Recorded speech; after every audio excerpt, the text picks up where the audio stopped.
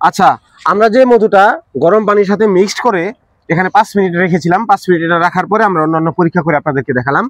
তো এখন এই পানিটা আমাদের যে এখানে যে রাজমিস্ত্রি ভাইরা ছিল, তো ভাইরা খেয়ে বলবে, আমরা খাবো না। জি, ভাইরা খেয়ে বলবে ভাই কেমন লাগে, পানি মিষ্টি হচ্ছে না পানির মতন খান? পানির মতন না, আমার জারির জন্য আপনি বলেন। ভাই আপনি একটু খায় দেখেন তো, আপনি একটু খায় দেখেন। পানি মিষ্টি হলে বলবেন, মিঠা না হলে মতো লাগে সেটা বলবেন, সেটা বলবেন। সত্য কথা বলছেন তো? হ্যাঁ, এভাবে আপনারা মধু টেস্ট করে নেবেন, কখনো আপনারা ধোঁকা খাবেন না। এটা গরম পানি, গরম পানিতে যদি মধু দেন, মধু কখনো মিশবে না। আর যদি চিনি হয়ে থাকে 100% মিশবে।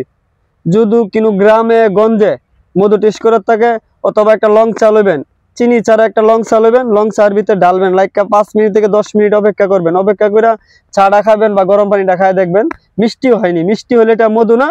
আর যদি মিষ্টি হয় এটা মধু না, আর যদি মিষ্টি না হয় এটা হবে মধু। ওকে।